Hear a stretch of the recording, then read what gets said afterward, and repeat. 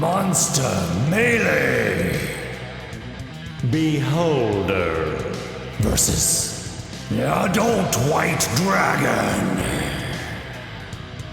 Ladies and gentlemen, boggles and ghouls, welcome to Monster Melee, where D&D creatures go toe-to-toe, and claw-to-claw, and eye-stalk to eye-stalk in a brutal fight to the death. In today's matchup, we have the Beholder versus the Adult White Dragon. The battle arena is the Moss Folly Caverns, a map that was featured on my Patreon a few months back. You can find it there, Esper the Bard on Patreon. And the starting distance between these two combatants is going to be 60 feet. That's typically what I do in battle arena type fights. I'm Esper, by the way, your game master and commentator. So let's take a look at our two combatants. First of all, we have the Beholder. So this is a challenge rating 13 monster, a large size aberration with a lawful evil alignment. The Beholder has an armor class of 18, has 180 hit points, a speed of 0 on the ground, but it's never on the ground. It has a flying speed of 20 feet. Its strengths are powerful eye rays. It has like 10 different powerful eye rays. It has legendary actions, a cone of anti-magic, and hovering. Weaknesses: it is slow, it is subpar in melee combat, and its physical saves are not good. Now we look at the Adult White Dragon. It is also a challenge rating 13 monster. It's a huge dragon with a chaotic evil alignment. Its armor class is also 18. It has 200 hit points. Its speed is 40 feet on the ground, 30 feet burrowing, 80 feet in the air, and 40 feet swimming. Its strengths are a very powerful cold breath. It's very powerful in melee combat. It has legendary actions and that sweet legendary resistance. It's also very mobile, as you just saw.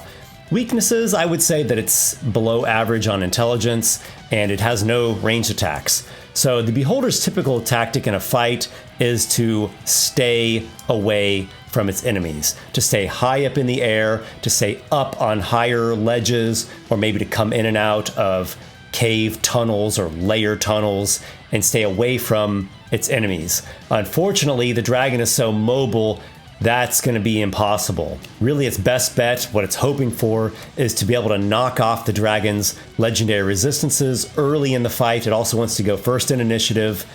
Then that's going to give it a chance, because if it can get a hold of some of its powerful status effects or hit it with like a death ray or a disintegration, it will have a chance. The dragon, though, is quite good with saving throws, and it's got the 3 legendary resistances, so that, I think, really is going to give the dragon a leg up. If I were betting on this, I'd put my money on the dragon. Now, a dragon typically does not want to go into melee with its enemies, especially with like a party of player characters or an enemy that's strong in melee. But in this case, the Beholder is actually weak in melee, and the Beholder wants to stay at a range. So the dragon's just going to fly in there as best it can. So let's go ahead and roll initiative and get this battle kicked off.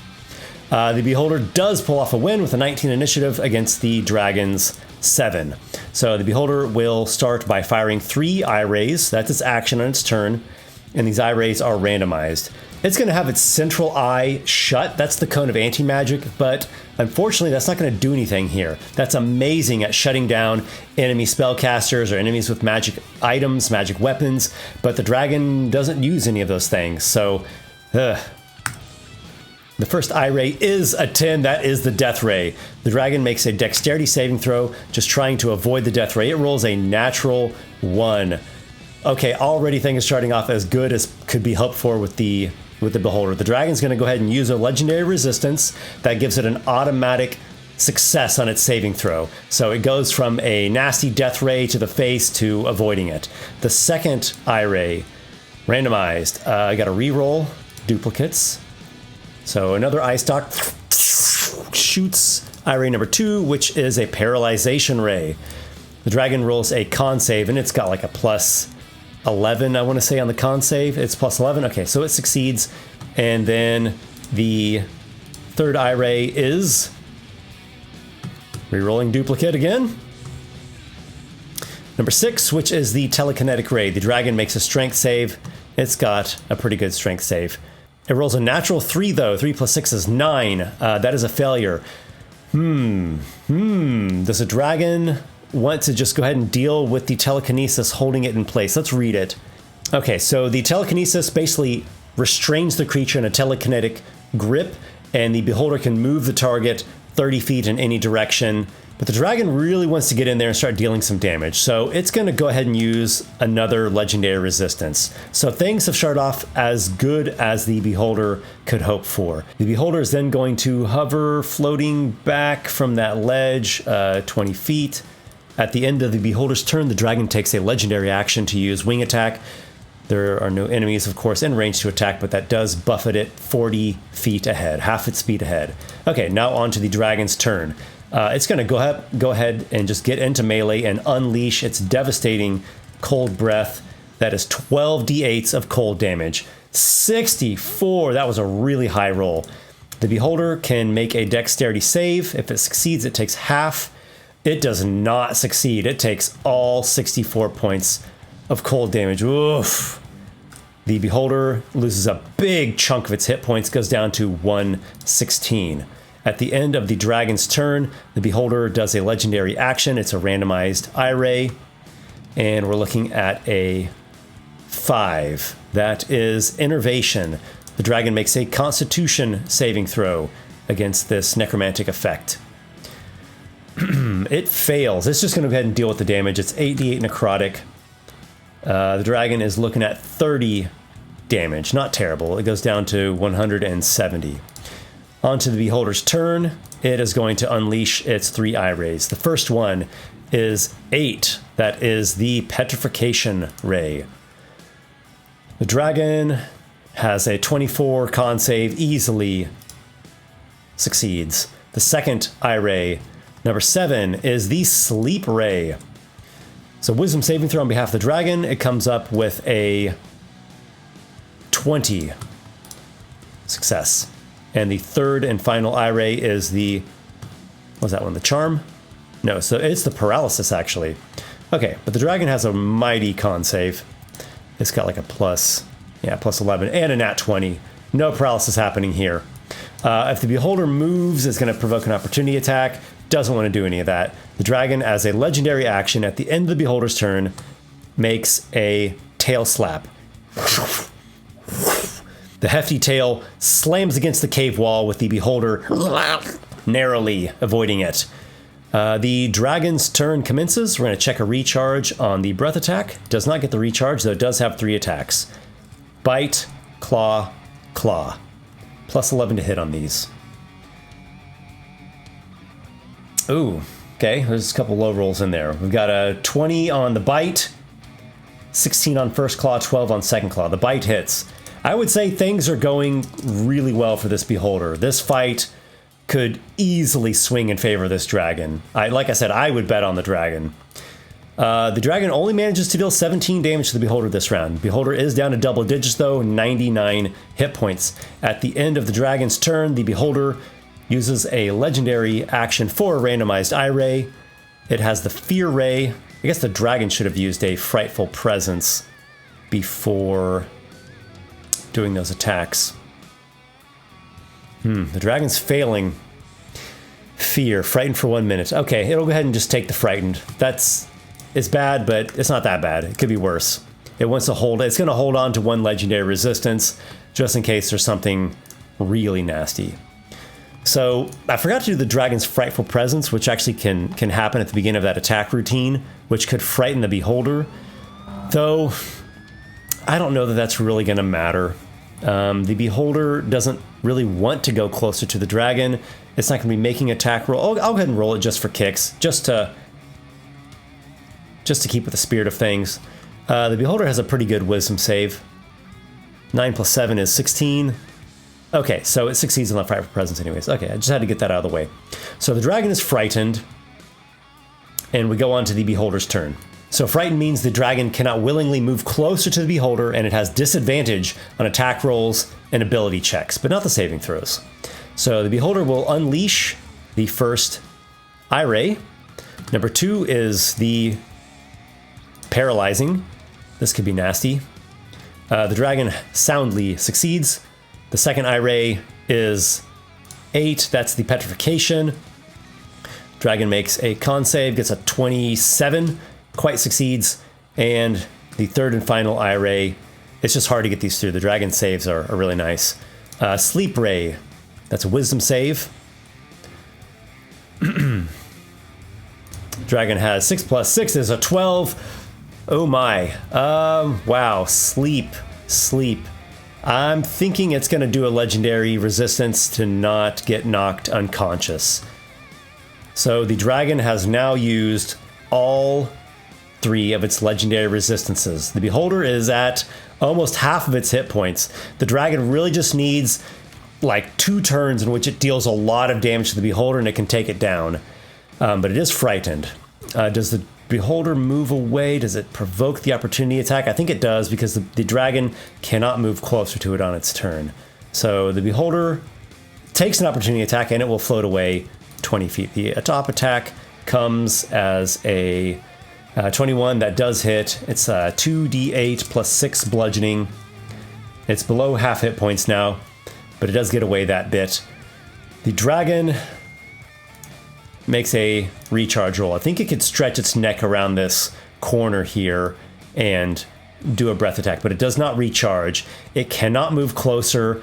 Oh my, what does it do? It does a dodge or does a ready something. I think it's going to do dodge. At the end of the dragon's turn, I think it repeats the save against the fear ray. It sure does. Wisdom saving throw. 17? Success. Okay. So the dragon is currently dodging. It's the beholder's legendary action. Though the beholder moved to where it got full cover, so it can't actually aim any eye rays. That's fine. It's going to float out, just hover out a bit to where it can see the dragon, have a clear line of effect with an eye ray, and then once it's done, it's going to hover back into its full cover position. So, first eye ray. Number 7, that is the sleep ray once again. Dragon rolls a wisdom save of 23, that is a success. Second eye ray. Number 4, that's the slowing ray, not the worst one. Dex save of, what's that, 12? Just a 12. Okay, so the dragon is frightened and slowed. And third eye ray. Number 2 is paralysis. The dragon makes a con save. So there's a 19 total. It is not paralyzed.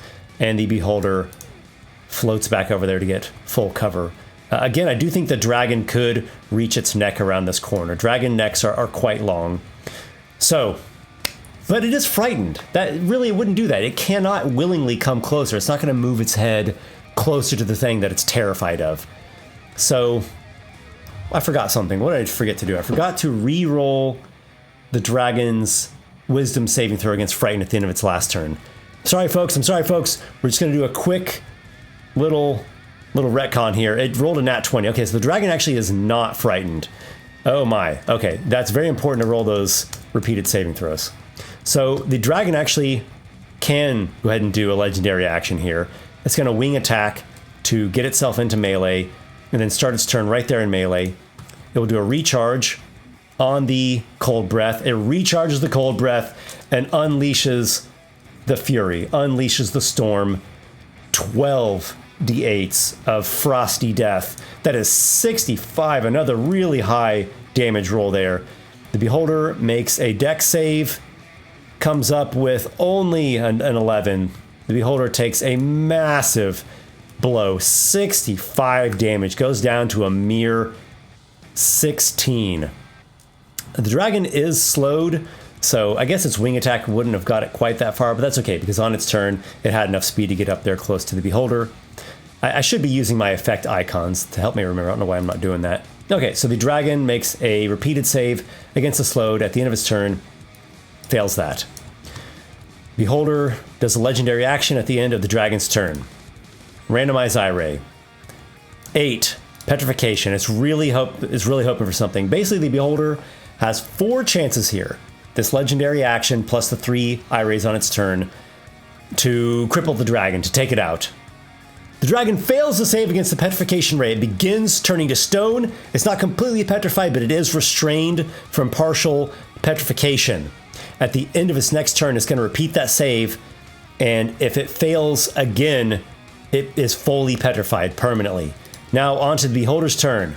Okay, it's got a chance, but it has to pull off something right here. 3 chances. Here we go. First eye ray against a slowed, partially petrified adult white dragon. Number 3 is the fear ray. Maybe not what I was hoping for, but it's something. The dragon fails. The dragon is slowed, turning to stone, in the process of turning to stone, and frightened. Second eye ray. 8. The petrification ray again. If the dragon fails another save against petrification, it is turned to stone permanently. Here we go. It's got a plus 11. Oh my gosh, it rolls a natural 3, a mere 14. It fails another save against petrification, and it is turned to stone. This Beholder now has an adult white dragon statue as a layer trophy. I didn't think the Beholder was going to win this one. I completely thought that dragon was going to just annihilate it, but everything went exactly as the Beholder could have hoped for. It went first, it was able to knock off those legendary resistances early on. The dragon rolled pretty low on some key saves. It has pulled off a win. Wow, I would have lost quite a bit of money there. I think the odds really were on the dragon, but today's victory goes to the Beholder. Well done.